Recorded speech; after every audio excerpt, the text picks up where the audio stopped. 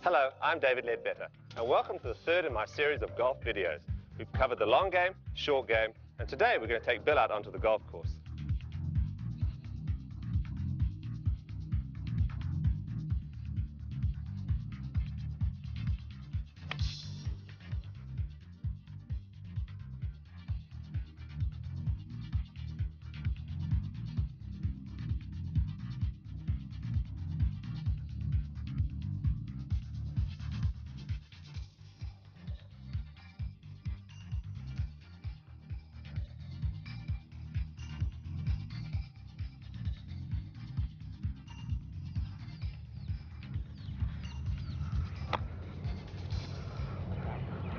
Good shot, David.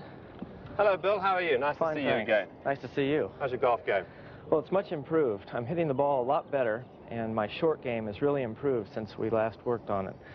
But I seem to be throwing a lot of shots away and not scoring as well as I'd like to be. Well, you can probably put that down to course management and strategy, Bill, and that's the other part of this game. You know, the long game, the short game, and really how you take it to the golf course. Because if I could get inside of many amateurs' minds, I'm sure I could shave many shots off their score.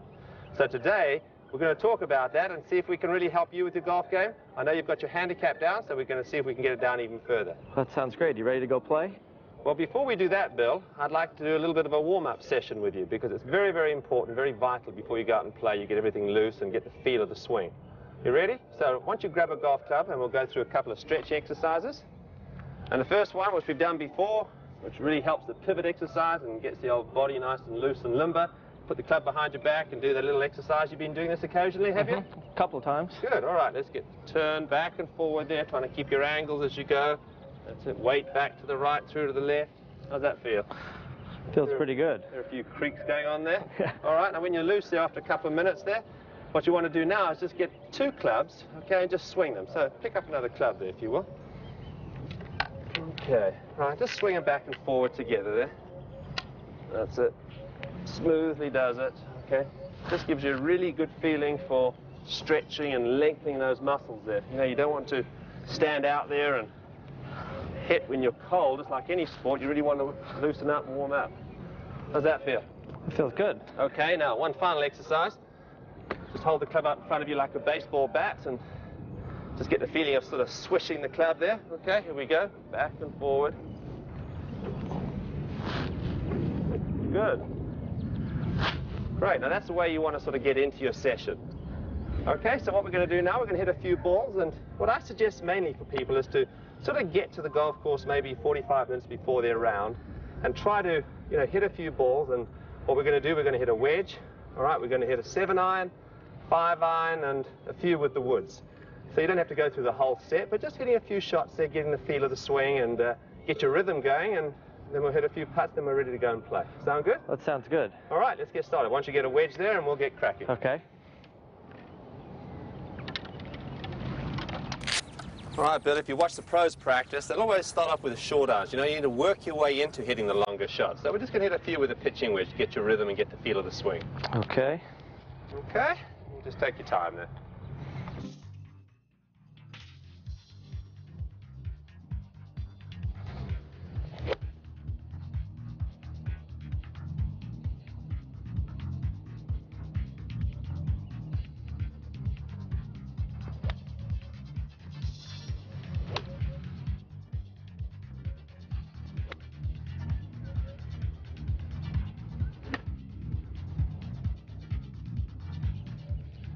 Well, that looks fine, Bill. Why don't you hit a few with a 7-iron now? All right. Thanks, Tim. I would say if you hit about 10 balls with each club, that would be about right. You don't have to hit too many. Remember, this is a warm-up session, not a practice session. You really don't want to even get into too much into technique. Maybe check your alignment and so on, which we'll do in a second, but basically it's purely the rhythm and trying to get your one thought, possibly two maximum, so when you get out on the golf course, you know, things are flowing and you're ready to go.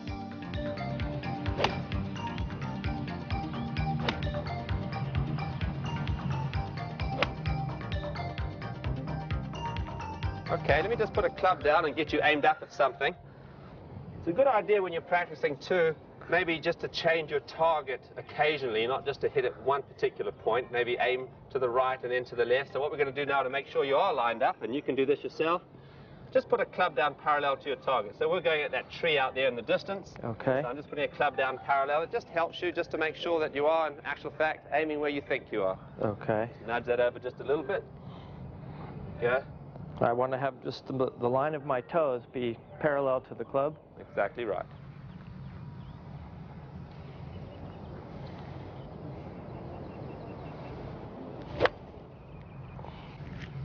Okay, Bill. How about a 5-iron now? Okay. Thank you. What happens, what should I think about if I come to the practice tee before I play and I'm not hitting it very well or straight? Well, the key then, Bill, obviously, is to really, work on your fundamentals. Just sort of check little things like your grip and your alignment and maybe your posture, and maybe go through that little drill, that pivot exercise again. And the other thing which I would always suggest that players do is sort of stand with your feet fairly close together, maybe 3 or 4 inches apart, and just get the feeling of the body and the arm swinging together. Remember, what we're trying to establish in the golf swing is where the body are controlling what the hands and arms are doing. And normally you find that what happens if you haven't played for a little while, your hands and arms get a little active. So maybe just standing with your feet 3 or 4 inches apart encourages a good body turn, and trying to swing within yourself too. That's important, not trying to hit everything too hard.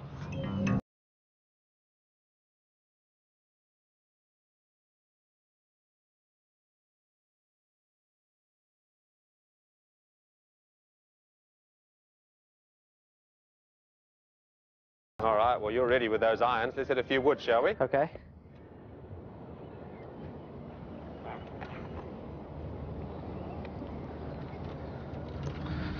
Yeah, with the woods, if you can hit sort of half a dozen shots with, say, maybe a 3-wood or a 4-wood, and then just a few to finish off with the driver. Okay. I seem to hit the woods a little bit more wildly when I get on the course. Is there anything I can think about here to...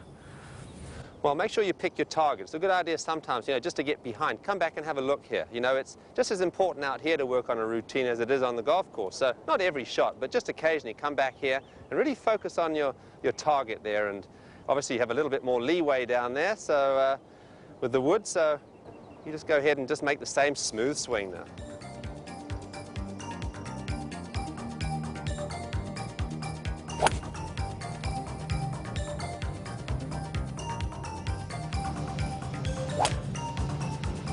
You can also think in terms of simple keys, something like trying to watch the ball a little bit longer. I think, try that one in this next one, because there's always a little bit of anxiousness when you get into the longer club. So just try to focus on the ball a little bit more and look at the back of the ball and make sure you sense you see the club head hit the ball.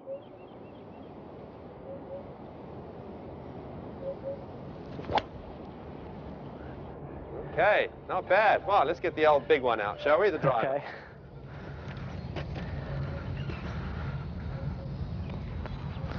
It's going to be fun to go out and play and see how your game is, Bill. Looking forward to it. I think this warm-up is going to help me a lot. Well, you really want to try to get into the habit of doing this. If you can get into the habit, make sure you get to the golf course, say, a few minutes before. Give yourself time, and you'll be much more relaxed when you get on that first tee. All right, so you've got your target in mind.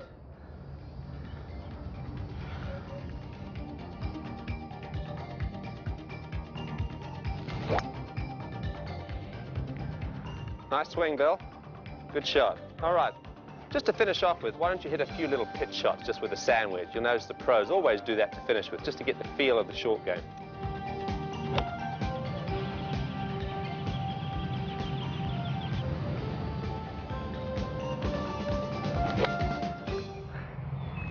Nice, Bill.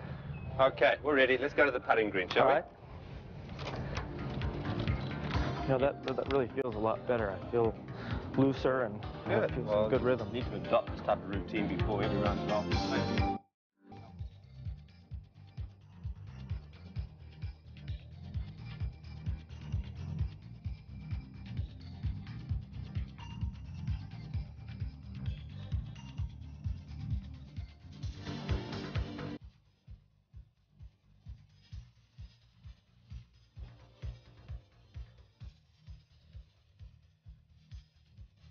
Well, here we are on the practice putting green, Bill, and certainly what we're trying to do here is build some confidence and also get some feel for the greens. Okay. So what I'd like you to do is start off with some 2-foot putts, all right? All right. Do you always want to start with a putt this short? Well, I'll tell you why. The reason being is that many people practice sort of 8 or 10 footers, and those are certainly missable. and you're trying to build confidence above anything else. So if you can get a good solid feel and feel that the ball's coming solidly off the putter face, and then knock these in, you know, hear them going in, see them going in, you'd be amazed what it does for your confidence. Okay. Okay, so go ahead there.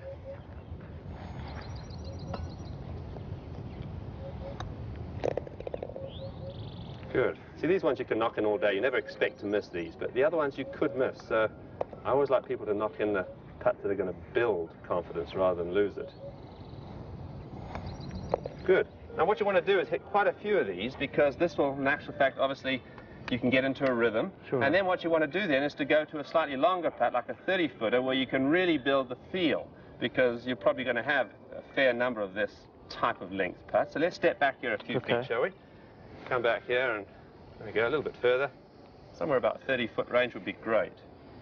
Okay, so it's going to swing a little bit from the right there, a bit downhill. So let's see how we do here. Think more of the timing of the stroke with this putt? Yes, you know, when you're on the putting green here, just before you go out to play, you really don't want to think anything about technique to any large extent. It's pretty much a case of just getting a good feel. Okay. All right. Something like, you know, trying to watch the blade hit the ball would be fine. Good. Get that rhythm. We've spoken about that before, that sort of 1-2 type of rhythm. That would be good as well.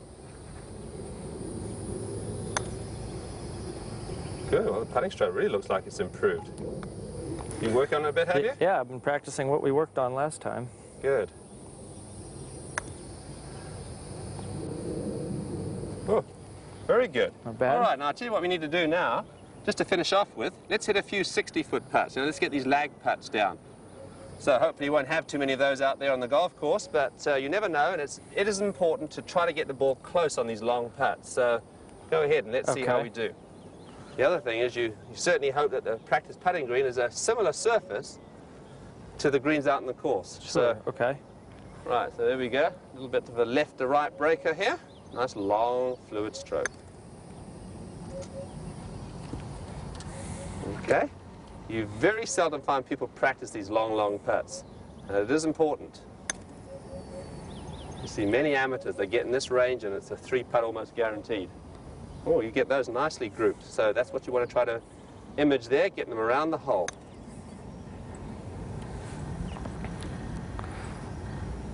Well, good. I think you could 2-putt most of those. You can tell I get a lot of them on the course. Well, I think we're ready to go out on the golf course now. And what I'm going to do now, I'm going to coach you through a few holes here. All right. Certainly look at the way you sort of think about the game, see if we can help you with your strategy and your course management, and I'm sure we can shave a few more strokes off the old handicap. Well, so. that sounds great. All Let's right. do it.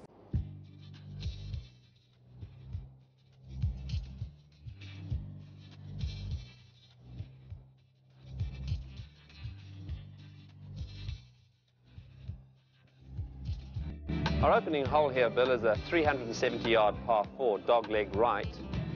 We have a fairway bunker down the right-hand side, about 180 yards out, and it's fairly heavily wooded as well. There's also a fairway bunker down the left side of the fairway, but there's plenty of room over to the left there. So what I'd like you to do, I'd like you to sort of do your own thing. I'm not going to comment as yet, so go ahead and select your club and hit the shot. Okay.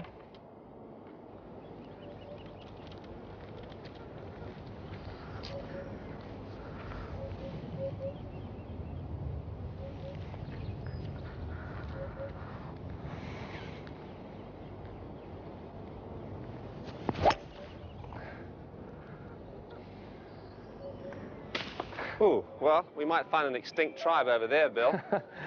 What were you thinking about on that shot? I just kind of wanted to get it over with. I get nervous on the first tee. Well, you're in the same boat as a lot of amateurs. You know, it is a little bit nervous. You get people watching in most cases.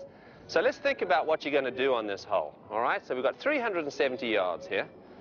I know you're uptight, a little bit nervous. So the most important thing is to get the ball in play. Now, I think if you actually selected a 3-wood and, say, hit it maybe 210, 220, you've only got a relatively short iron into the green. So it is vital to get the ball in play. So what I'd like you to do is think about sort of a 3-wood, and let's go into a routine as well. You can see you grab the club out of the bag there, sort of made a quick jerky swing there, and no routine, and hit it. And a lot of people do this on the first few holes, especially the first tee. So let's see if we can go through that again. Why don't you select a 3-wood there? Here, I've got another ball for you. Hopefully we'll find that one. Okay, now, think about which side of the tee you're going to tee off as well. You see, you went on the left side there, and you know, in actual fact, you're hitting into the trouble.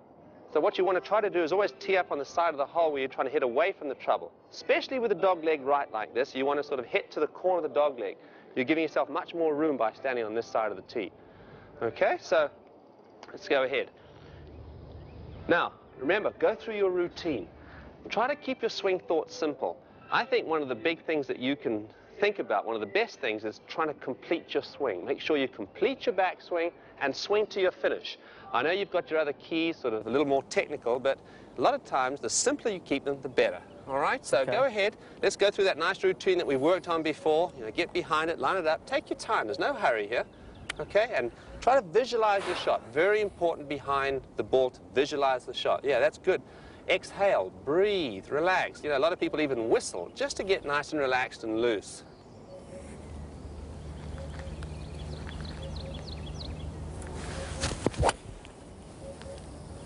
Right, now that was a lot better, wasn't it? Much better. We can find that one.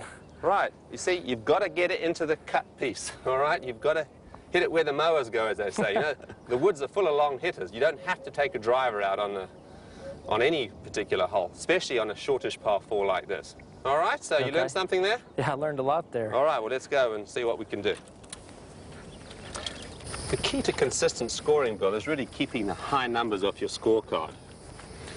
Well, I know that when I've been playing, I've been making a lot of pars and a few birdies, but I have that occasional blow up and make an 8 or a 9 or something. Well, that's right, and so you've got to really keep the ball in play. You know, you can hit the poor shot and suffer the consequences. And I think, you know, you really must make sure that you keep good tempo. Like, for instance, that first shot you had was very short and quick, and that's understandable on the first tee. So keep one's tempo constant is, no question, is very important.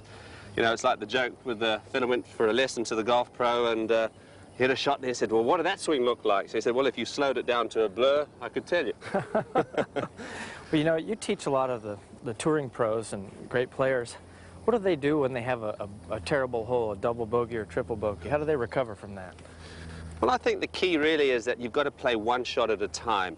You know, you don't want to think back to the last hole. That's the first thing. You know, that hole's gone, finished, forgotten about, or should be.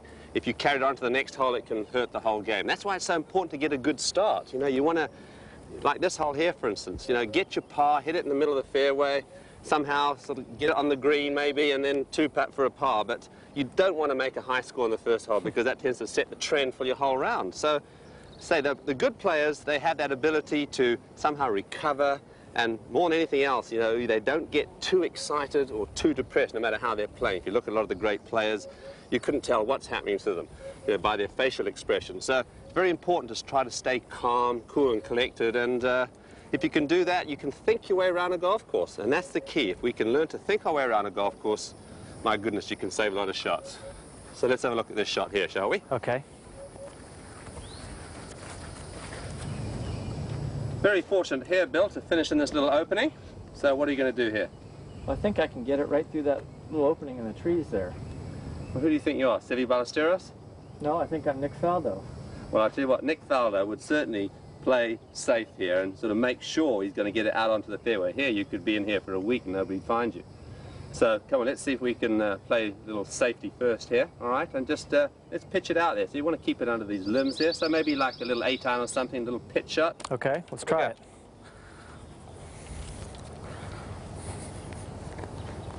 Yeah, it'll fit.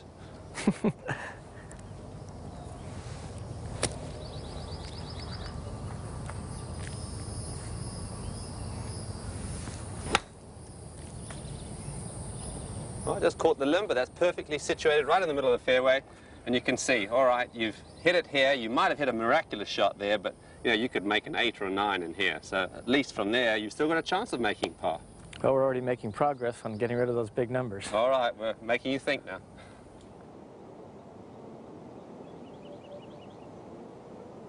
Well, here we have these balls lying fairly parallel to one another. This is the one that you pitched out here, Bill. This is your 3-wood, so let's play this one first, shall we? Okay. All right, so what are you going to do here? We've got 145 yards to the pin from this particular point, so what are you going to do? Well, I can hit a 7-iron that far, and with the pin near the bunker and the trouble left, I think I'm going to try to hit it towards the center right side of the green. All right, well, that's smart thinking. Go ahead and do your thing. Okay.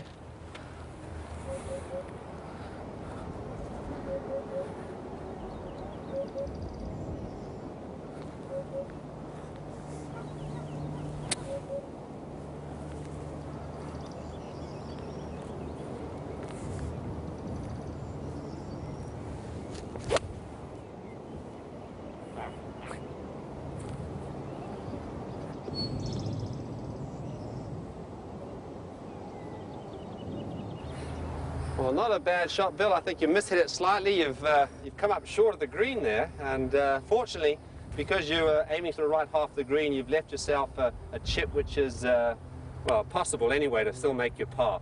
But, you know, many, many amateurs have the same problem as you just showed us right there. They never hit enough club. You never see amateurs pass the pin, really. You know, most of the trouble on any green is normally short of it. So I would like you to get into the habit of taking one extra club, just as a matter of fact. You know, if you think it's a 7-iron, take a 6-iron, and, you know, 6-iron, 5-iron, and so on, because it allows you to swing smoothly.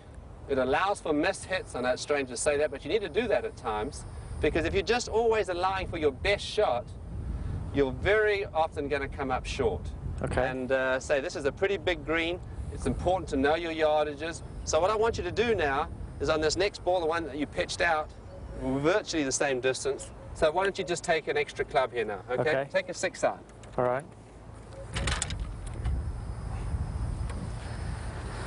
I think we all at times tend to overestimate, you know, how well we hit it. Right. At times, sure, you'll hit it beyond the pin, but let's get it there, shall we? Okay. All right.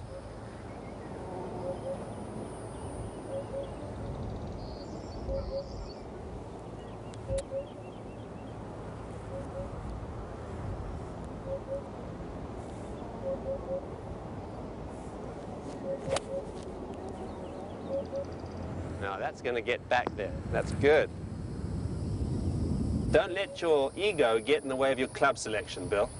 Very important to get the ball back there. If the fella next to you is hitting a shot and he's hitting an 8-iron, sure, you want to maybe look at what he's hitting, but make sure you judge for yourself.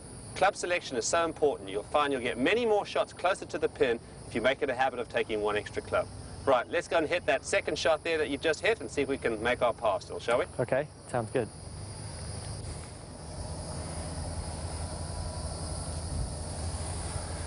Bill, now you can see if you'd actually flown the shot straight at the pin, what you might have been confronted with. You can see over here, if you'd left it short, for instance, you can see you could have buried it up the lip of the trap there. You know, you've got a very difficult little pitch shot here to an elevated pin. So certainly, you know, it was a smart play sort of hitting it to the right of the green over there. So let's go and play that shot over there, shall we, and see if we can make our par. Okay. All right?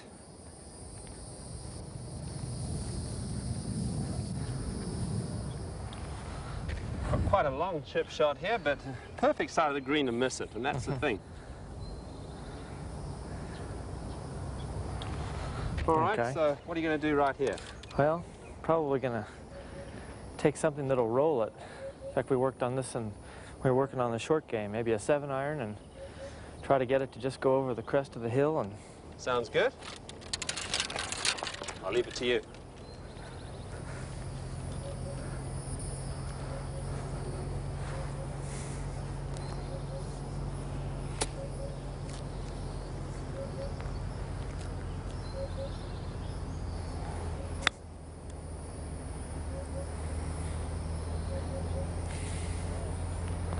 Not bad there, Bill. Not bad. a little short, but Huh? Makeable. sure. All right. Come on, let's go and knock it in. Okay.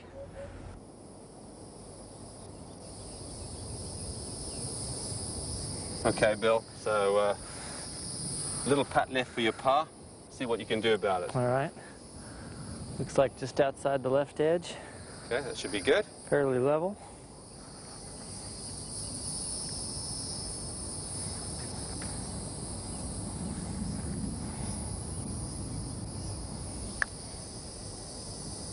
Well done. You left yourself a little nasty How about one there, that? but that was a great part. Now you can see just using a 3-wood, and even though you missed the green, it was a fairly easy par, fairly comfortable par. You might not think so, but I thought so.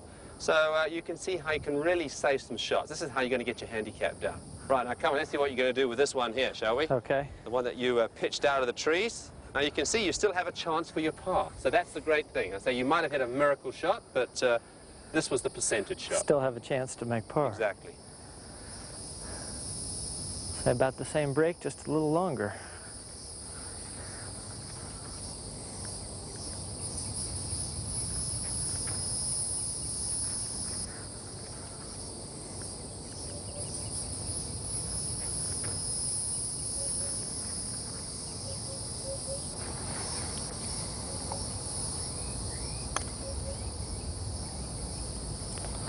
Whoops, just a little short.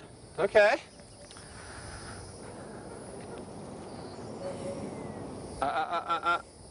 You take your time. There's no gimmies in this game. I want you to get into the habit of knocking all those little ones in.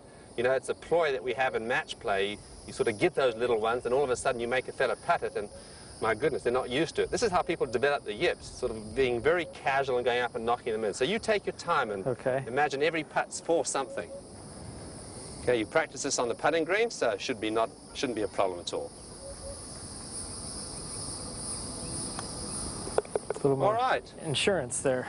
Exactly. Well, you made a bogey, so no big deal. I mean, you made a 1 over par here. You don't get a stroke on this hole, being handicapped 10, but a bogey's not the end of the world. So you made a par with the sensible 3-wood off the tee, and I think you're learning a little bit about strategy. So come on, let's go on to the next hole, shall we? All right, sounds good.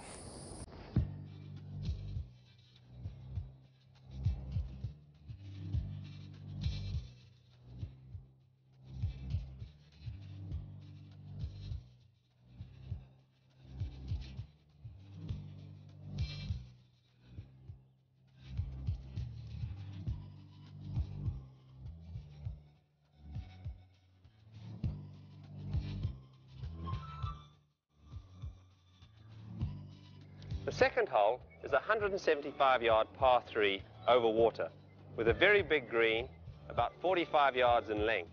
Now, covering the whole front side of the green is a big gaping bunker. To carry the bunker is 140 yards. Cut into the left side of the green is a grass bunker, and to carry that is 150 yards. The pin is directly behind the grass bunker and 25 yards from the front of the green. So it really is a beautiful hole. So what do you think here, Bill?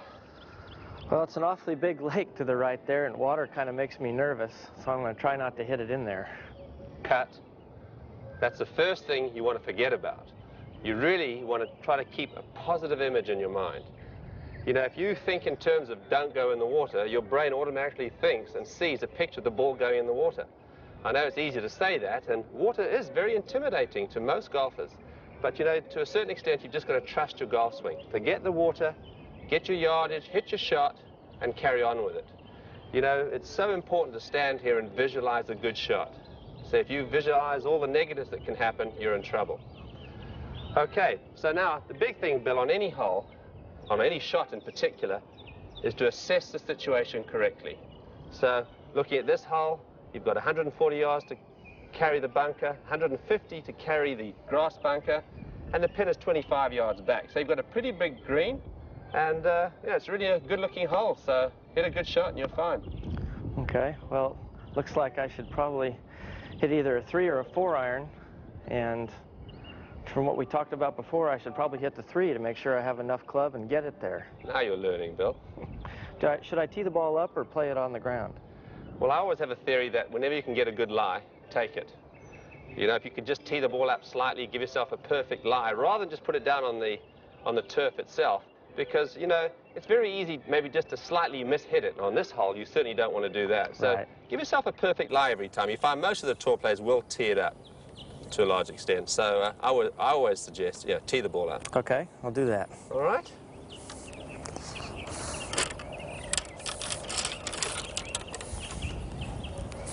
So you've got a nice big green here, so you just go ahead and do your thing. Go through my routine. Absolutely.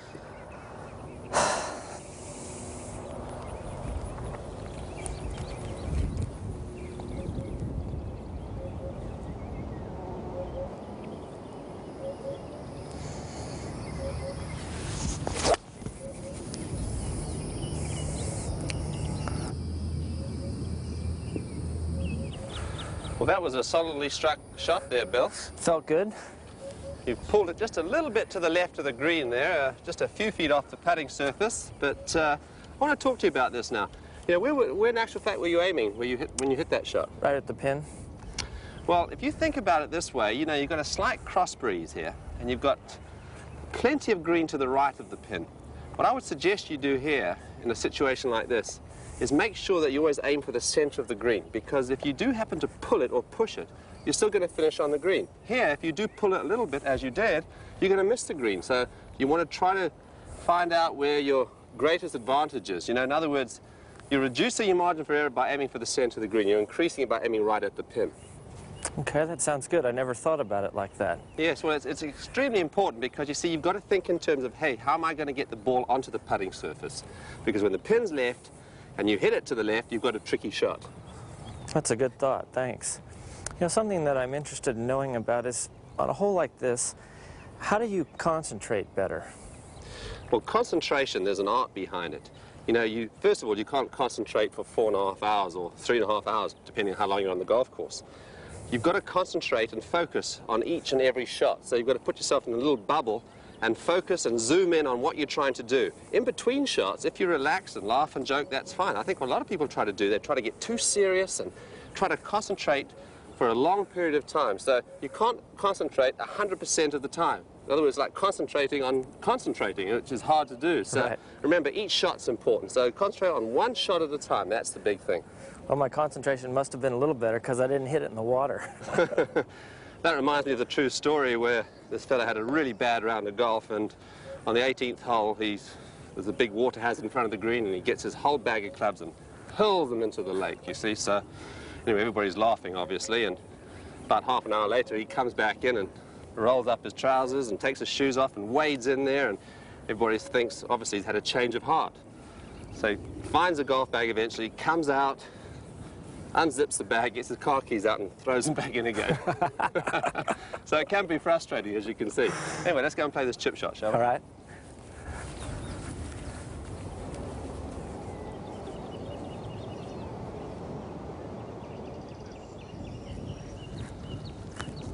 Oh, you've left yourself a tricky one here, Bill.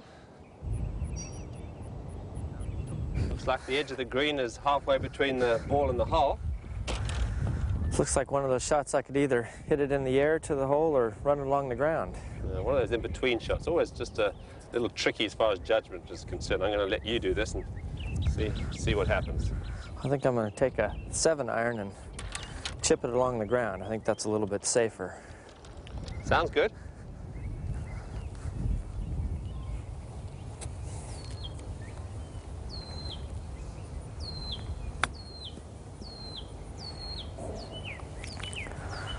Well, I didn't think it would go that far past the hole, and it slid farther right than I thought. Let me show you something down here, Bill. I think you underestimated the slope. You know, when you're looking from that angle, you don't see it, but if you look from down the bottom of the green here, you really see there's a big slope in the terrain. Have a look at it. See that? Mm-hmm. See how it sort of moves down from left to right here? And, you know, if you get down here almost on your knees, you can really see how the terrain, the surrounding area is coming this way. So it's very important when you're walking up to the green to pay attention to the surrounding areas. You know, it's very easy just to get up to your shot and hit it. I don't see many amateurs really looking. You'll see the pros always scouting around, looking for those little angles there which are subtle. As you could see, you hit a nice shot, but the slope just moved it away. Well, anyhow, let's see if we can go make the par, shall we? All right?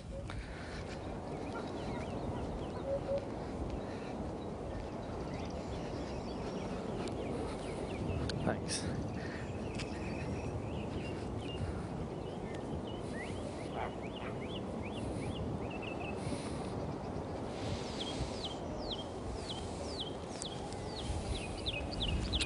Well, let's see you knock this one in for a par, Bill. All right. Looks like it's about 1 inch outside the right edge. All right.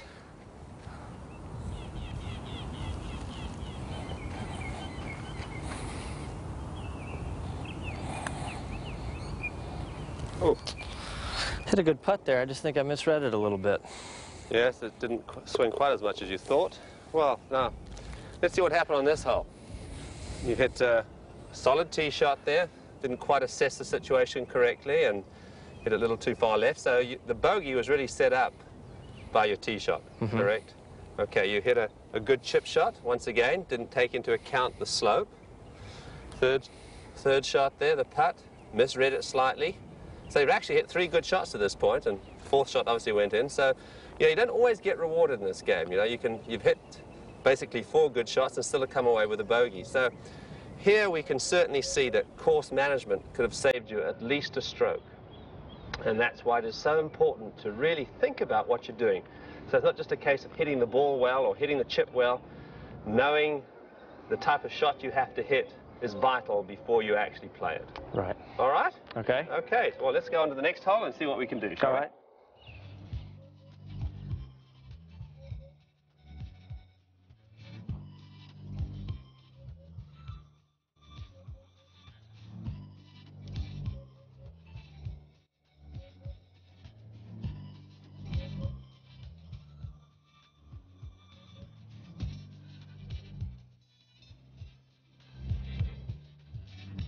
We've now reached a par 5, 540 yards in length, quite a severe dogleg left with a big lake and trees down the left-hand side. It has an undulating fairway, trees and bushes to the right, and from the landing area, about 230 yards out, there's a big fairway bunker which parallels the hole all the way down for about 200 yards. This is a good 3-shot par 5 to a fairly small 2-tiered green.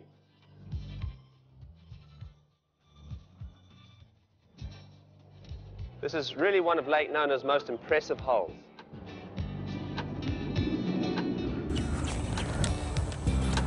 Well, Bill, here we are, and what are your thoughts?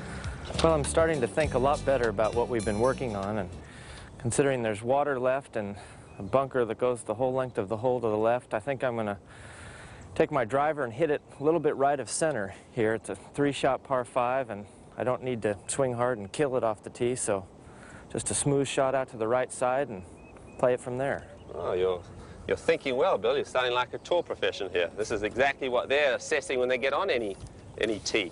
And remember, a par 5 especially, there's more strategy on these holes than any other holes because there are 3 shots after all in order to get on the green in regulation. So you can really think your way down this hole, and it's probably, for the most part, they're the easiest hole to make birdies on. So this is where you can really use your head. Let's see if I can do that. Okay.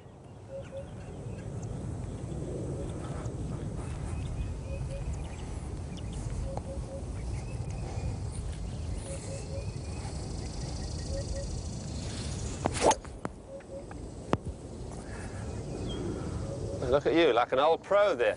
Just to the right of center there, keeping the bunker well out of play, in great position there. I'll take that one. Well done.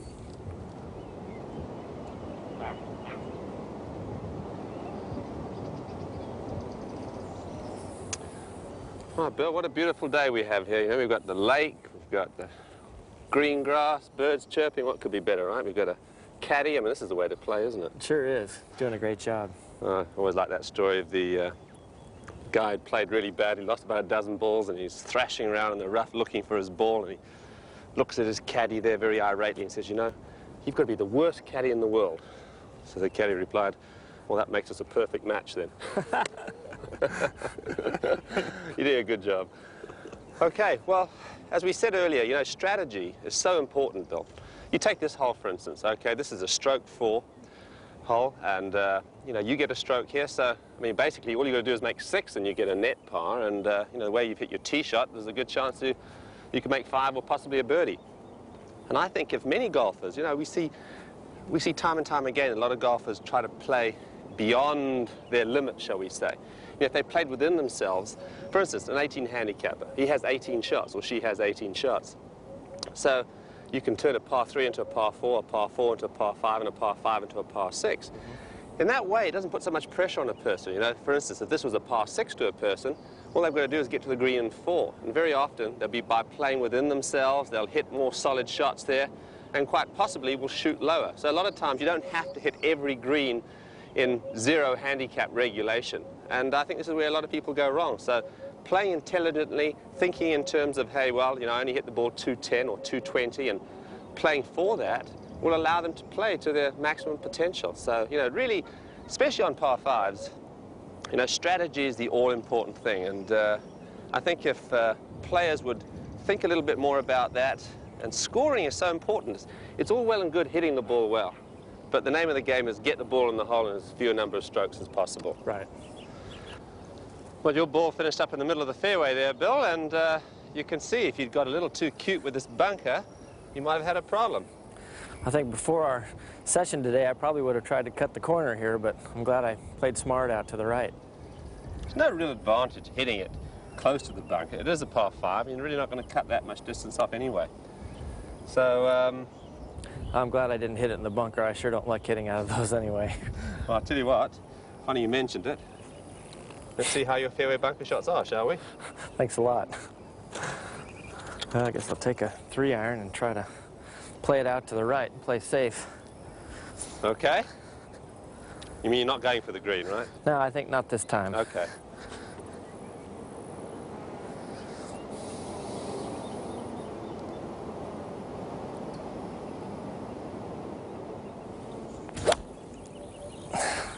Well, another 3 or 4 of those and you could get out, Bill. I don't like these shots. What you really need to do here, Bill, is first and foremostly to get the ball out onto the fairway, okay? Get it back into play, in other words. You don't want to try to be too ambitious. Okay, so maybe a 3-iron wasn't quite the correct club. For a start, you've got to make sure you've got enough club that certainly is going to get over the lip. Now, a 3-iron might have, but you know, it's a little risky. So once again, you know, you do get a stroke on this hole. It is a par 5, so get the ball back into play. You can still get it on the green or somewhere close and make a par. But now if you're trying to get too cute with it and try to cut off more than you should do, well, you might have a problem. All right, so the actual technique is not that difficult. I'm going to show you what we're going to do, okay? Now, first of all, I'm going to take a little bit more lofted club than you, say a 5-iron, and remember too, a lot of people say, well, how about a wood out of here? Well, it's a very difficult lie. You know, you've got to get your footing and so on, so forget the wood, all right? So you want to try to take a club which you feel for sure you can get out and take the closest angle to safe play, all right? So if I can have a 5-iron there, please. We'll use your clubs for this purpose. Sure. Hope they're well trained, Bill.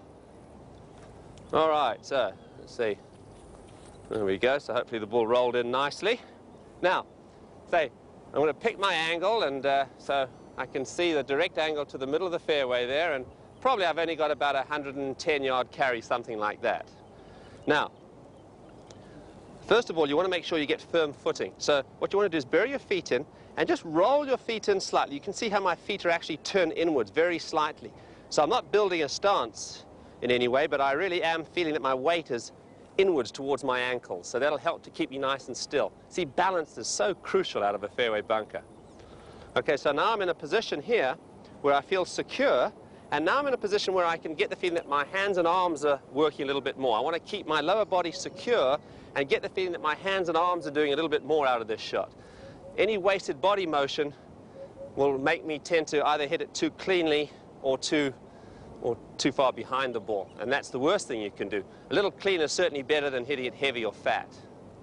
All right, so now, choking down on the club. Virtually I'm choking down the same amount that I'm burying my feet in, so we get the same sort of relationship. I'm going to put the ball maybe just a little further forward than normal, because I'm trying to achieve a sort of a sweeping type of shot. Very important to feel like I'm actually almost hitting up the ball, all right? So if I take the equator, the center of the ball, feel like I'm actually hitting up on it slightly. Because, once again, say, thin is far better than fat. Right, now, what I'm going to try to do here is to swing the club a little bit more inside and make a nice smooth swing here and trying to keep very still. So although my body is moving, I don't want to sort of move my head back and forwards. I want to try to stay reasonably still and say get my hands and arms swinging nice and freely. All right, let's see how we do. So nice and relaxed here, picking your target again, slightly inside and trying to sweep the ball off the top of the sand. Oh, good shot. I wish I could do that. Well, you're going to try. All right? Okay, you got a ball there? Got a ball. Okay. Good, yeah. Try not to put it in my footprint there. That would make it tough. So I choke up the same amount that I can dig my feet in. Right. Roll your feet in slightly. Okay. Choke down, that's fine, that's good there. The ball is positioned a little further forward. A little further forward, all right. Yes. Okay, so remember the club's going to swing a little bit more inside, so you feel like you're going to sweep it, and it's the sensation actually trying to draw the ball or hook the ball out of there. Okay, and stay nice and still. Just one other fine little point.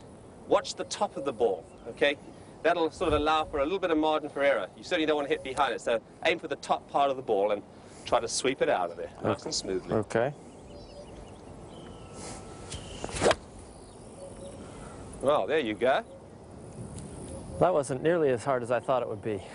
Well, with practice, Bill, they really aren't that difficult. It's just knowing how to do it and getting the correct technique and, hey, getting the ball back into play. That's the most important thing out of fairway bunkers. All right, well, let's go and play your proper ball over here, shall we? Yeah, let's do it. And, you know, if we were playing a match, you'd be lying 0 right here with your stroke on this hole.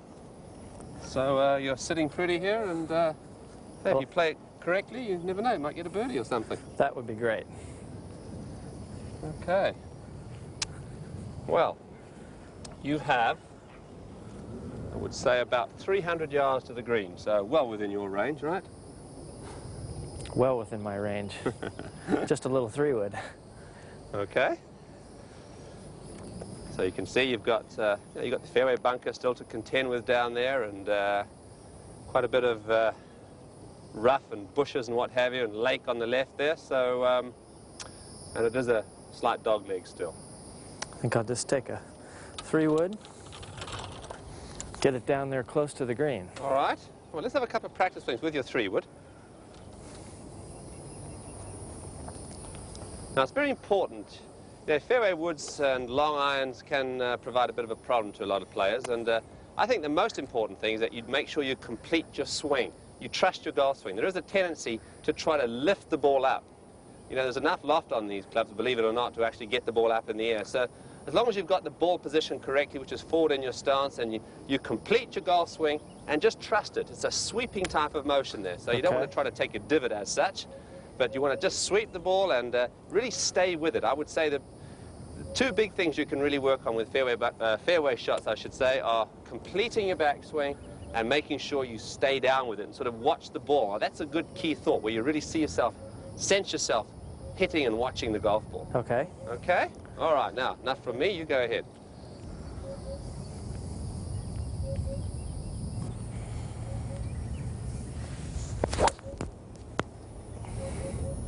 Well, that was well hit, Bill.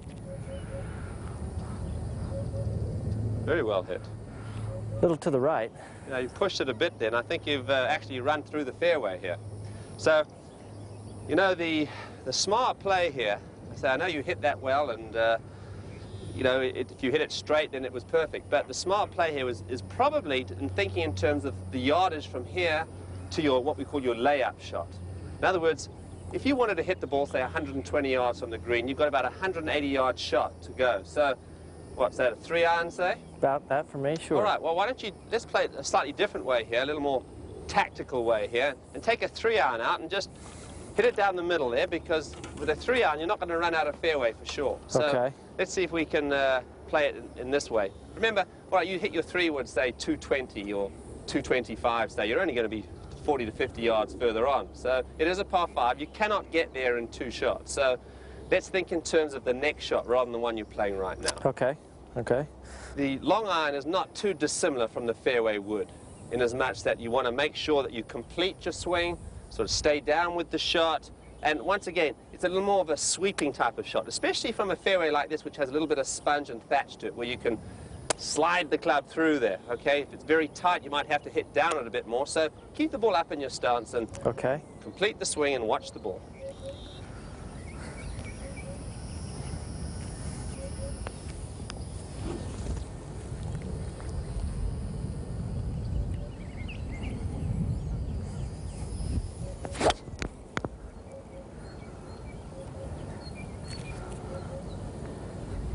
Yes, you're going to like that one, Bill. It's just going to leave you a short iron to the green. So you can see there are 2 different tactical ways of hitting your second shot on a par 5.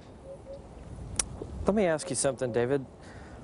What should I think about when I start hitting bad shots during a round? Well, everybody hits bad shots, let's face it, Bill. But the big thing that I always try to get players to key on is when you hit a bad shot, is to stand there and make what you feel is a perfect golf swing. Okay, practice swing there, visualize a perfect shot there, so you leave that spot in a good frame of mind. You never want to leave there angry and upset and depressed about the shot you've just hit. So if you can focus on making a good swing, seeing a good shot, I'm sure you'll find that your rhythm will come back, and hey, you'll probably hit very few bad shots. Sounds good. Well, you're certainly sitting pretty here in the middle of the fairway with a 3-iron that you hit, Bill. Very good shot. Thank you.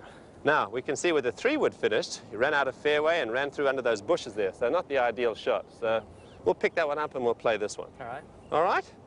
So now we've got about 120 yards left to the hole. And you can see if you play this strategically, you hit your tee shot 240, you hit your 3-iron 180, so it leaves you a very short iron to the hole. Okay, so go ahead. Okay. What are you going to do here? Well, I think I'm going to hit a full 9-iron here. All right, well, let's think about this just for a second. Okay, now, when you hit a full shot, the tendency is the ball to go up in the air, and it can sort of hover around, or the elements can affect it. So what I'd like you to think about is sort of hitting a 3/4 shot, taking one extra club. And in that way, you'll keep the ball down, and it's a much more accurate type of shot. Okay. You see it'll go in low, and you'll see all the pros playing these sort of 3/4 shots there, and that's how they hit those short irons stiff. Okay. All right, so what I would do here, and I'm going to hit the shot for you to start with, and you can observe it, I would normally hit a wedge from this distance. So I'm going to take a 9-iron and see how we do. All right. Thank you. Your clubs are working quite well so far, Bill, so let's carry on. All right, all I'm going to do is just choke down a little bit, and when I say a 3/4 swing, I'm just talking about swinging a little bit shorter here and a little shorter there with a bit of control, just making sure my hands are ahead of the club head at impact. All right. Okay, so let's see how we do. Nice and relaxed there. Maybe stand a little open, and we're ready to go.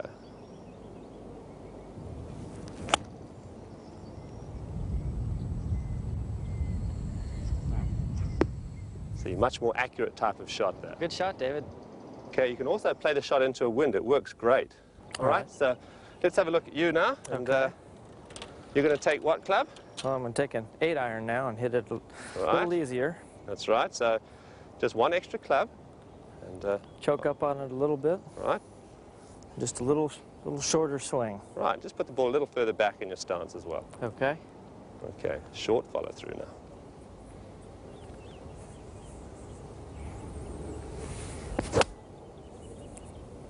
That's great. Well, that really works pretty well. Yeah, you could see how low the ball took off. What's a good thought to have when playing in windy conditions? Well, in windy conditions, certainly, I mean, you know, this works well with a short iron, but with full shots, you mustn't try to fight the wind. I would suggest that you play with the wind. If it's a right to left wind, aim it a little right, let the wind bring it in, and the same for a left to right wind. If you're into the wind, you want to try to swing a little smoother. Say, take an extra club. And obviously, if you're downwind, what you've got to do is judge the shot correctly and take enough club that's going to allow the wind to carry it to the target. So the big thing I can suggest is make sure you swing within yourself and keep your rhythm. Okay. All right? David, something else I'd like to ask you before we leave. When the ball ends up in a divot, how do you go about playing that? I suppose you want me to play it, don't you? Sure. Okay, right. Well, let's see what we can do.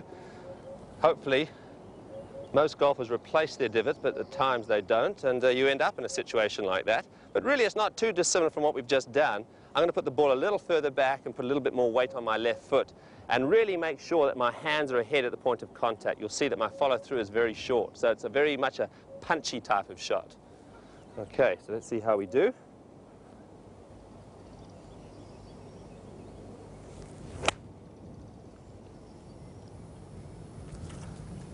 So I've made the divot a little bit deeper, but I got out of it quite nicely. Yeah, came out great. Right, now remember to fill that one in as well. Okay.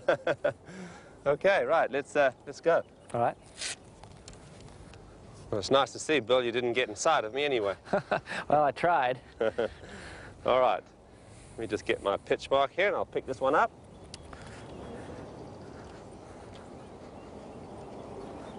Okay.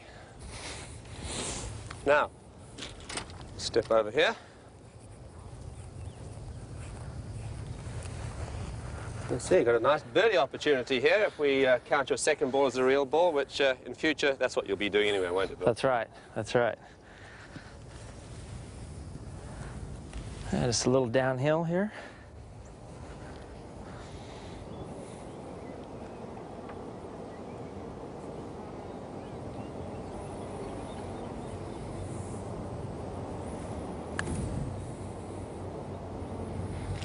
Well, good try. At least you got it past the hole. Now, a point to remember, Bill, too, make sure that you actually watch a ball that runs past the hole. Most people never take that into account. You know, if you do hit it 3 or 4 feet past the hole, notice which way it swings. Then you know what you've got to do on the return path. So it's just a little point to take note of. Okay. All right, we'll give you pass. So under normal circumstances, that would be net 4, and you can see strategy really plays a big part, doesn't it? Well, I learned a lot there. I feel now I know how to play a par 5 strategically. Right. You know, there are a few other shots that I come across when I play a round of golf, different situations. Would it be possible for us to go work on some of those? Yes, let's go and find some different situations then, Bill. Great.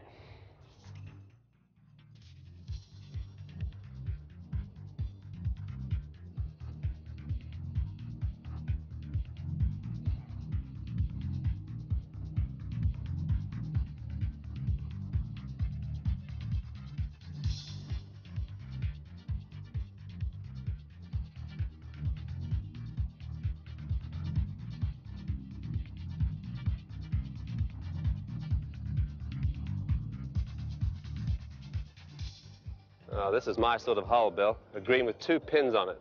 Hit your shot, then you choose the pin. Now, these 2 pins here are to help us illustrate how we can hit a draw and a fade. Now, the pin at the back on the left there, I would try to draw the ball into it because I've got quite a bit of room to play with to allow the ball to run up there. The pin short right here, I'd try to fade the ball in. It'll be a much softer landing shot and stop quicker. You see, at your stage now with your game, you're almost at the point where you want to learn to work the ball. Not on every shot, but there's certain shots that crop up that you'd like to be able to draw it or fade it. And certainly the ball's going to finish closer to the pin, and hey, maybe you can make a birdie from it. Do the tour players work the ball right to left and left to right on every shot? Not on every shot, but I mean, you don't want to get too fancy. I mean, you'll find most players will have either a standard shape to their swing, either a draw or a fade. But, you know, when the shot calls for it, certainly they'll be able to draw or fade it. And as I say, this particular pin at the back on the left there demands a draw shot. So let's see what we can do, shall we? All right. Okay, now in order to hit a draw, what I'm going to do is just stand not directly behind it, just a little to the left of it and sort of picture my shot here. Very important to picture the shot. Pick my target out just in front of the ball and then walk into it. Now I'm trying to line my club face up just a little to the right of the target. Okay, and then I get my body pretty much parallel to it. So in actual fact, I'm close to the target line. Okay, my target line here. This is the way I'm actually swinging, so I can learn to swing from the inside and release it and create a draw type spin, okay? That's a spin that moves this way in the air, all right, counterclockwise. Okay, then pretty much I just put the ball back in the stance just a little bit and then try to make a normal swing.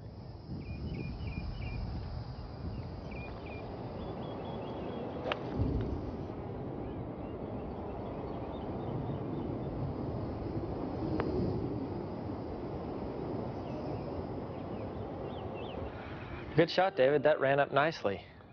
Well, this particular pin position here, Bill, certainly called for a draw. I've got plenty of green to play with and plenty of green on the right as well. So just hitting it to the middle of the green and letting it draw back, even if I'd hit it straight, it would have finished okay. Let's talk about the fade now. I'm going to use the same club in actual fact. You know, when you fade the ball, an intentional fade, one tends to take a little off it. So in actual fact, this club I'm using right here will be the same club that I'm going to hit for a draw or a fade. Okay. Okay, now I'm going to do the opposite here. I'm going to stand behind the ball, not directly behind it, just a little to the right. I'm going to picture the shape of the shot there, starting to the left and fading back. So I'm going to do the exact opposite that I just worked with the draw. Okay, so I'm going to set my club face just a little to the left of the target, pretty much where I want the ball to start. I'm going to set my body to the left, so I've got a slightly open stance. My ball's further forward. See, with the draw, I actually sort of felt my club turn over this way. With a fade, I'm going to try to hold the club off a little bit more. So this is where a little skill level is required. So let's see how we do, shall we? So I'm going to take a little bit off it and picture my shot here.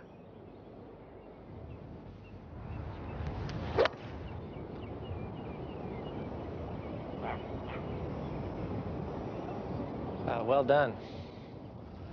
So you see, with minor adjustments, I can hit different shots. And that's the key to scoring, Bill.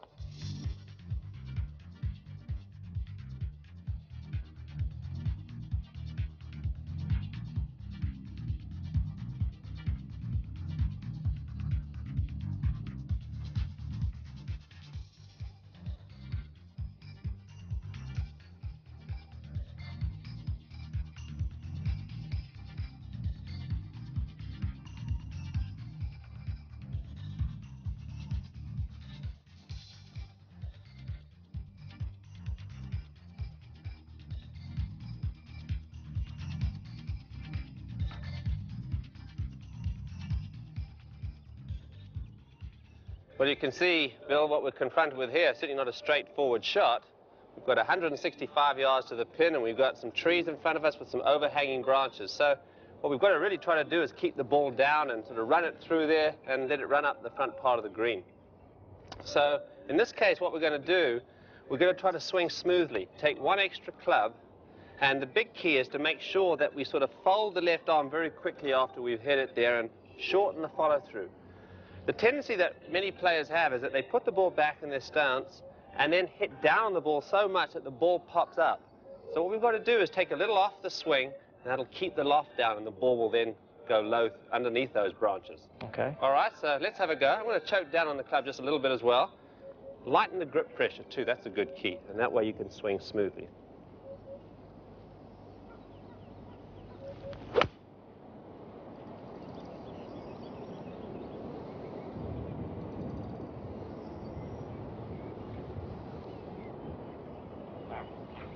Well, that's the way to do it, so come on, you have a go, Bill. All right. I should probably use a 4-iron. I think that's a little better for my distance, don't you? Exactly, yeah. Drop a ball in a similar lie. Let's see, I want to choke up a little bit. Right. Have the ball back. Right, nice and smooth now, and fold that left arm there as you follow through there. Okay.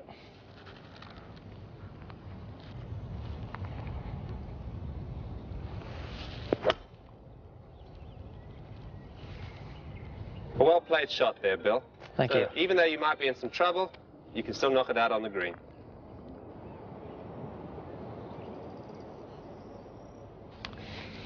Well, this looks a likely trouble spot here, Bill, and let's drop a ball here, shall we, and see if we can save a shot or two.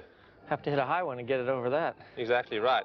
See, you've got only two options here. You can really maybe somehow try to pitch the ball out this way or sideways, but you know, if you can understand how to hit a high shot, you can get a shot over these trees onto the green. So I suppose these pine trees here are about 60 feet tall, something in that region, and judging by the yardage, I think we're somewhere in the region of about 120 yards from the middle of the green. So normally here, the pin's in the middle, yes it is, normally here I'd probably take a wedge. So I'm going to take a 9-iron because obviously I've got to hit it with more altitude, and obviously now I've got to take more club to allow for that fact. Okay, so let me get my 9-iron out here. Let's talk about the shot.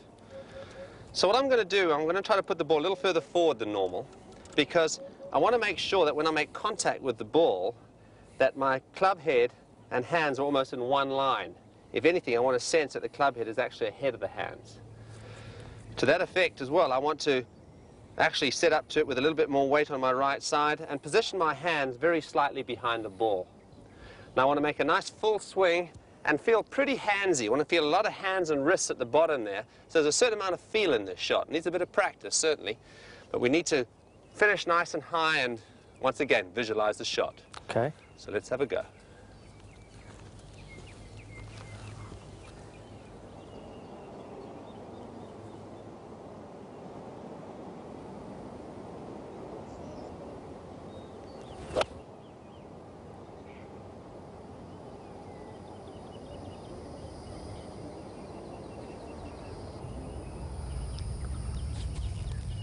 Oh, good shot. That looked pretty good. All right, have a go, Bill. I think I'll take one more club than you did just to make sure I get it there. Okay, now remember you've got the trees ahead of you, and the big thing is, you know, you can't really pitch out here, and as long as you get over the trees, even if it's just short of the green, you shouldn't have too much of a problem. So the major obstacle here are the trees, okay? If you're short of the green, you can always chip and putt for your par. Okay. All right, so... Just a little bit more forward than normal. Exactly. And the hand's a little bit behind. Behind. Weight, just favoring the right side. Favoring the right side, and plenty of hands and arms. You're going to feel fairly wristy through impact too, and sense a nice high finish. Okay. Oh, just got over them. Well done. That was good. Excellent. Oh, I surprised myself there. You see, you've just got to take into account the fact that as long as you use the loft of the club correctly, in this case we're trying to add a little loft by setting up to it a little differently, you can actually get right over these trees. So, hey, you're going to save another shot here. That's great. I never would have tried this shot.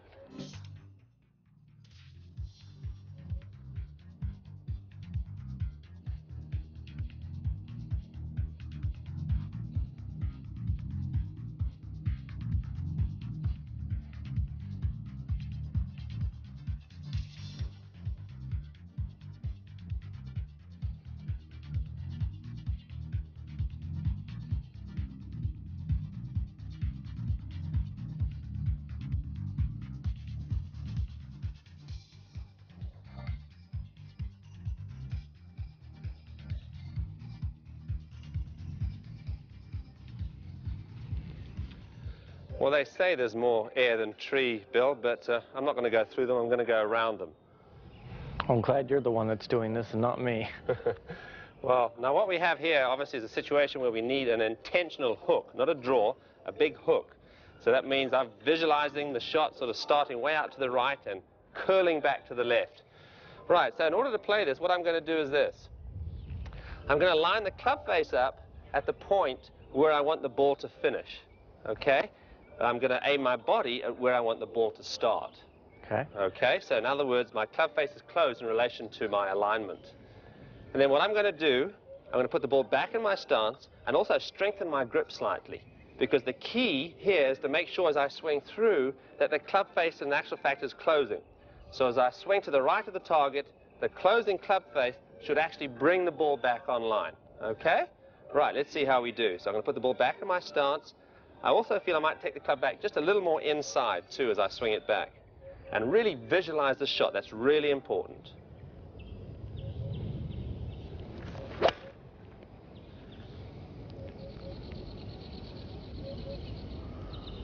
That's impressive there. Well, that one curled nicely. My goodness, I don't think I could have hit it that close with a straight shot. So how about that one? That's terrific. I know how to play them. All right.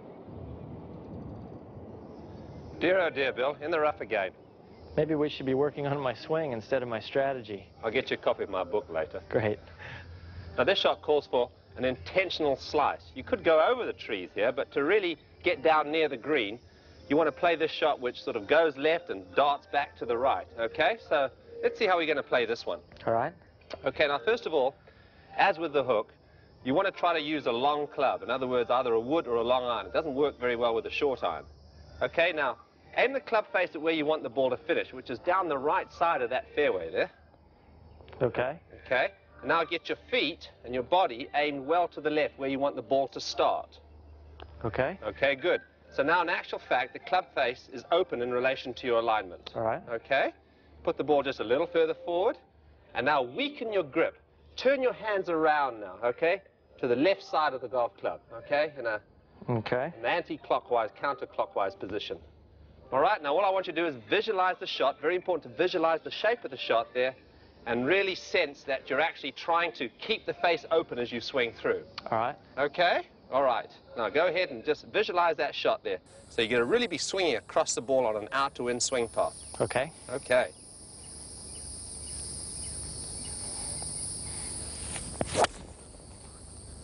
Well, it looks like you've been slicing all your life, Bill. Look at that. I think that's probably how I got over here in the right rough. That's great. So you can really see how you can save some shots if you know how to play them.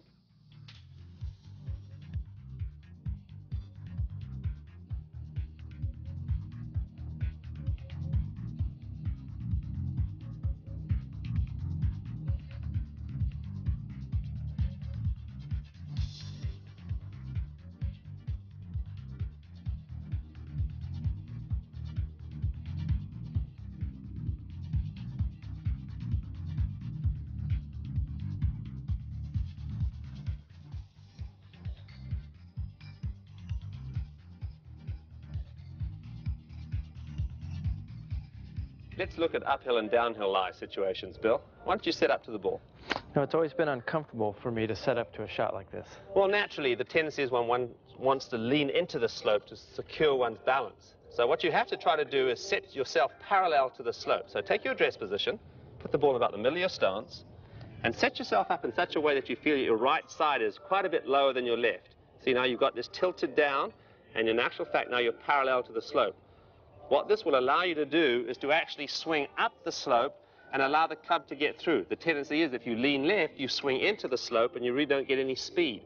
Remember, from this lie here, it's very difficult to get your weight through. So you must keep the club swinging up the slope. Okay. One further point to remember, Bill, you must take a little bit more club, because when you're on an elevated lie like this, the ball goes up in the air. So if you're going to hit a 5-iron, you need to hit a 4-iron. So just take that into account as well. All right. Go ahead and hit a shot.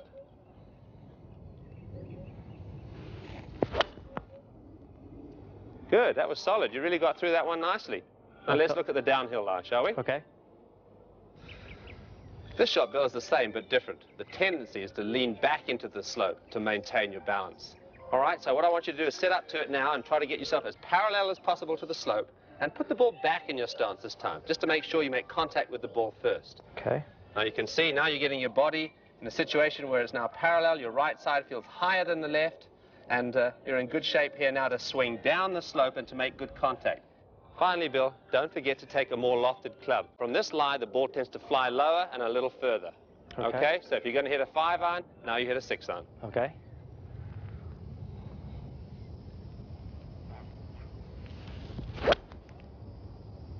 Excellent.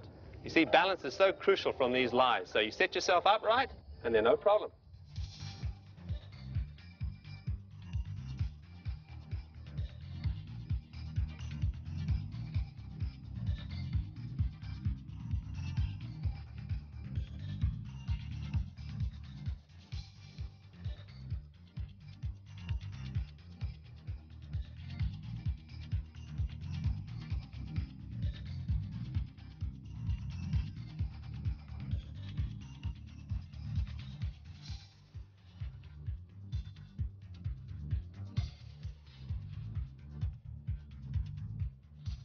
Here's a nasty one.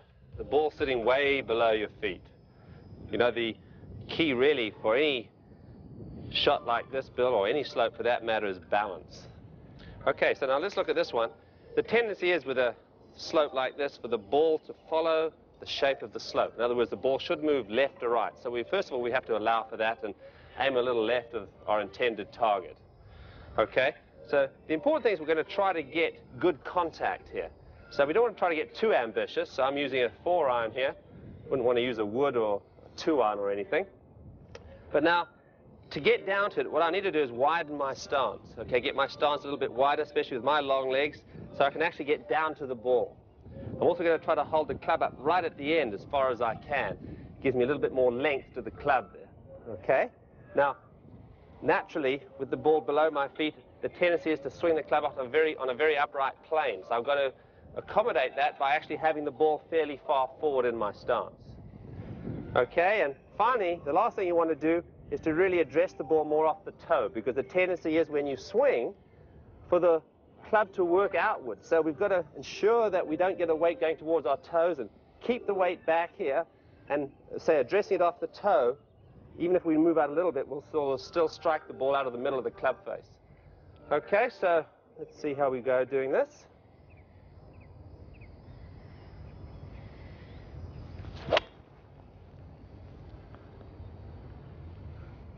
Right, so maintaining balance is very important. I feel my hands and arms working a little bit more. Obviously, my body's in a very restricted position. Well, that's great. Is the opposite true for the ball above your feet? Well, let's go and have a look. Okay.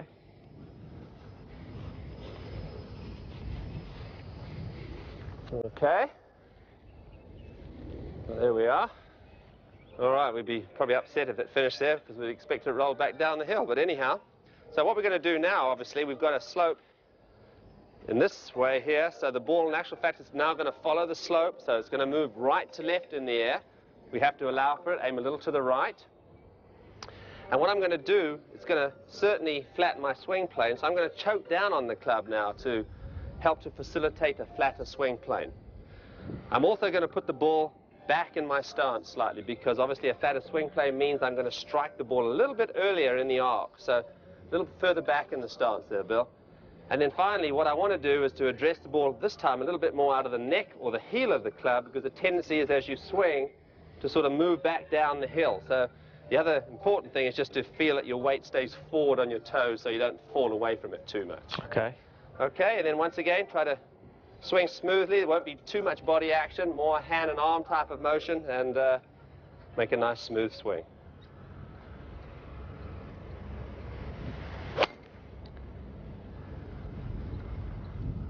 Well, it's a good shot there. Well, we don't always get these type of lies, Bill, but when we do, we have to know how to handle them.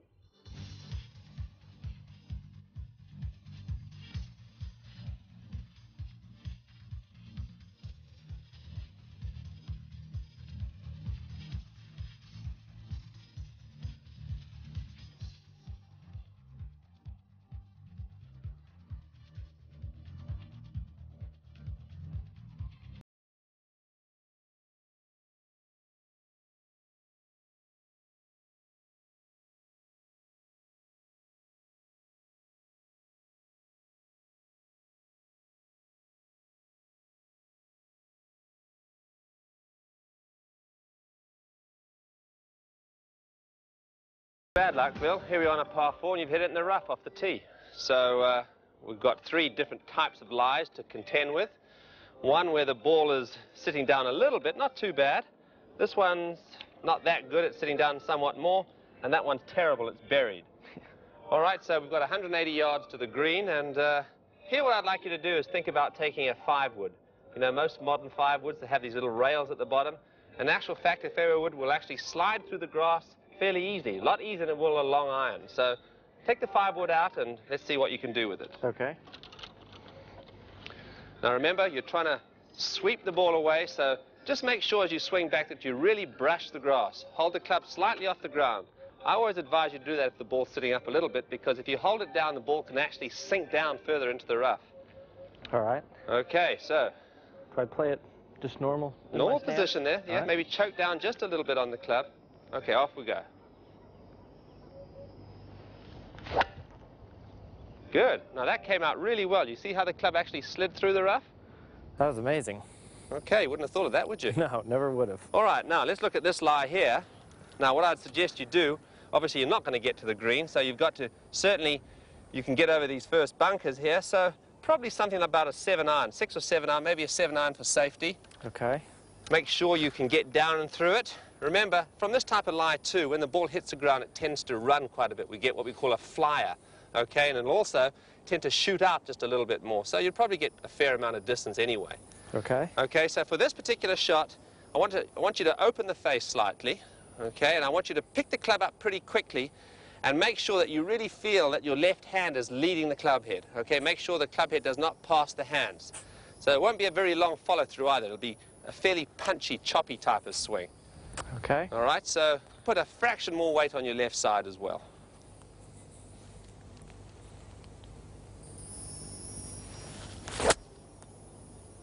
Good. Now you advance that ball nicely down the fairway, and that's about all you can hope for. Hopefully you can have a chip and a putt.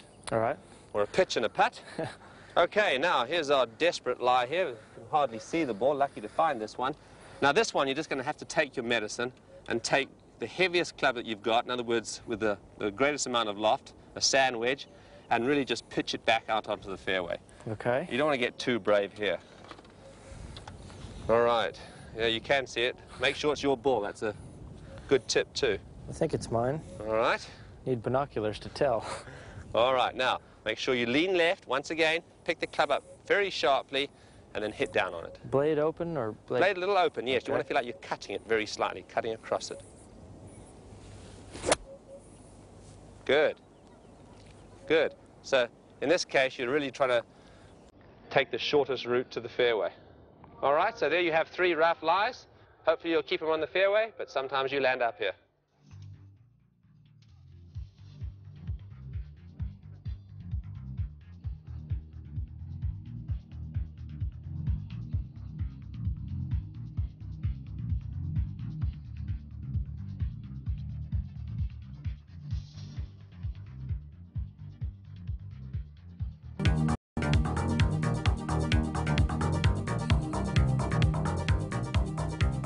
Well, Bill, here we are. We're spotted bother in the rain here. You know, the most important thing in the rain, obviously, is to try to keep your grips dry and play within yourself, sort of like half and three-quarter swings. You just want to keep advancing the ball down the fairway. You know, advance it down there. Don't get too ambitious. So go ahead there. You've got your grips dry? Got the grips I'll act dry. as your caddy here. All right. Choke down a little bit there, and you hit it, and I'll keep dry. All right.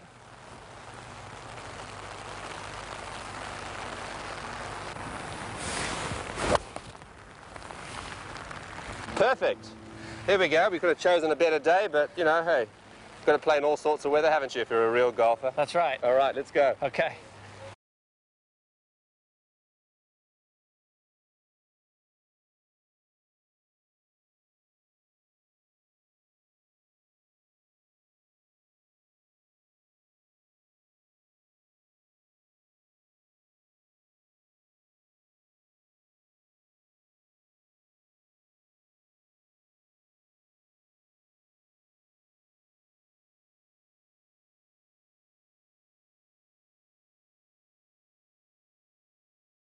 Bill, I've coached you through a few holes, and we've spoken about some shots that might crop up on the golf course. Now here we are on the final hole, and we're going to have a little match, you and I. That sounds great. Okay. Bill, we have a 375-yard par 4 here, slight dogleg left, a bunker down the whole left side of the fairway, a lake to the left, and a fairway bunker to the right, but a fairly generous landing area for our tee shot. Okay, now let me give you a couple of scenarios before we have a little head-to-head match here, shall I? All okay, right. Now, you know, you can either use a driver off this tee or a driving iron, in other words, a 1 or a 2 iron. Many amateurs should learn to use a 1 or a 2 iron. It really helps you to get the ball into play. Okay, now let's take a couple of examples here. You might be 1 down playing a hole, and you have to give a shot away to your opponent, and you really might need to crack a big tee shot down there to sort of put the pressure onto him. On the other hand, you might be 1 up with a stroke against your opponent. Now you want to get the ball in play, and out comes the 1 iron, and boom, you hit it down the middle there, get the ball in play. It might be a very tight hole, for instance, and you certainly want to get the ball on the cut piece, all right? Or otherwise, just to keep your score going, a 1 or a 2 iron off a tee there is a great club to use. You see the pros use it quite often. Okay, now, I'll tell you what, as far as this tee shot is concerned, I'm going to give you the secret how to hit it 20 yards further. That sounds great. Okay, right, get your driver out. All right, now, if you've got a tee there, Bill, just place it in the ground, but make sure it's in very lightly, because I want a very high tee for this shot.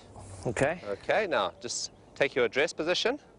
Get your feet a little wider than normal, about 3 inches wider. Good. Okay, now put about 60% of your weight on your right side and tilt your right side down. Very good. Now, don't ground your club. Hold it off the ground very slightly. Okay. Okay, good. Now, the big key here is to make a big turn. Come on, really make a big turn. Get your back to the target, even if you feel like your head's moved off the ball slightly. Okay, we're trying to get a really big, wide turn, get your weight into your right side. Now, from there, I want you to feel like your head stays behind the ball and really swish and release the club through. So you give it a good crack up the back of the ball. Okay, good. Now, come on, do it with speed here now. And okay. Show me that nice, high, extended finish here and really rip it through. Very good. Boy, that would have gone a mile. That's pretty powerful. Okay, well, that's how you're going to get your extra 20 yards. Okay, now I'm going to tee off first, seeing I'm the pro here. I'm going to hit a 1 iron. Okay. All right. Now, trouble's on the left, so I'm going to tee up on the left side of the tee. I'm also going to aim to the right side of the fairway here because the pin's on the left side. It gives me a better angle into the green, hitting in from the right side. Okay.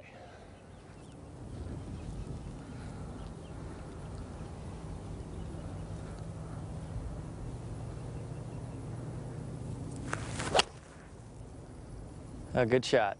Right down the middle. Well, that's in play, Bill, so put a little pressure onto you now. All right. Well, I think I'm going to try the new swing and see if I can kill it. Okay, go for it. Nice and high.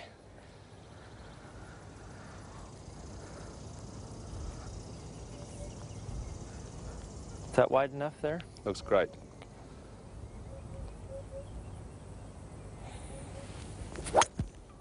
Oh, my goodness. Well, that really works. Look at that. All right, no more advice from me. You're on your own. We've got a match going here. Okay.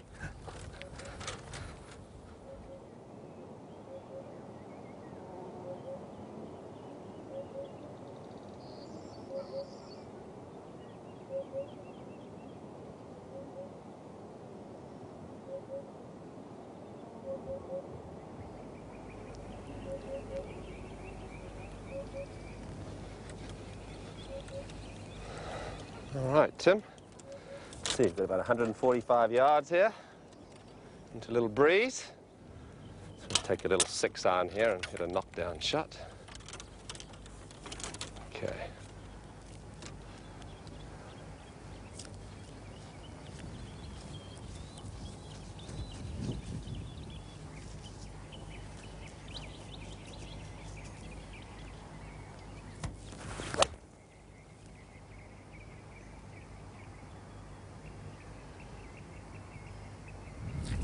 That'll do. Nice.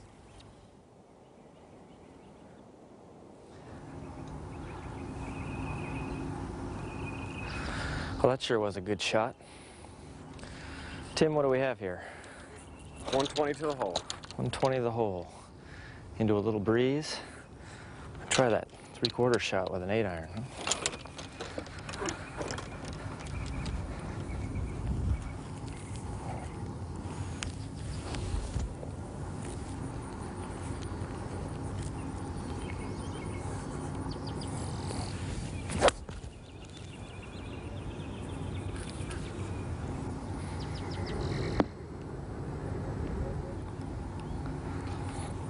Let's go make the putt, huh?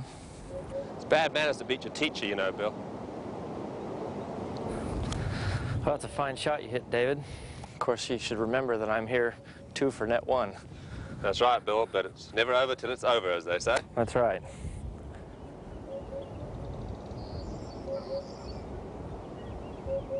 Let's fix my ball mark here. Hey.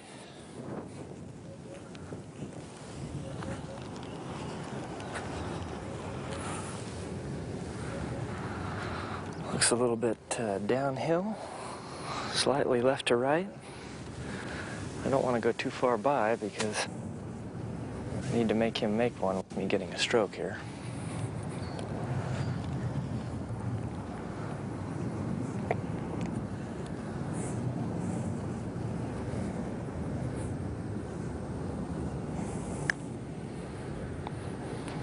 Ooh, it's got a chance. That's good. Well, you might just want to put a little mark on that, Bill. Well, thanks a lot, David. Knock yours close.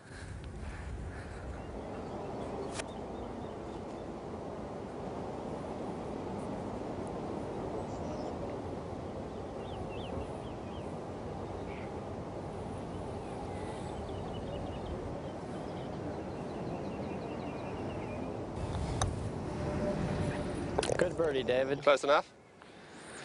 Well done.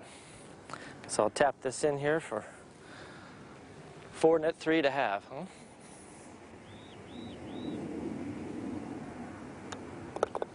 Well done, Bill.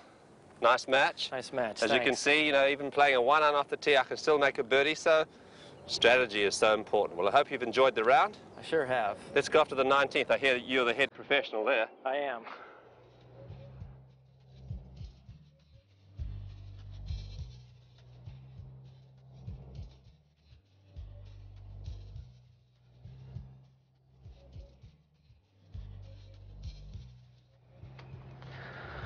I really enjoyed playing that last hole, David. You know, I felt like I stood on the tee and had a plan and stuck to it the whole way. Right, well, you have to get to a point where you take your game from the practice tee out onto the golf course, and so you're thinking about your game and obviously thinking about your scoring. The name of the game is to get the ball in the hole. That is true. All right, well, these are going to taste good. Sure are.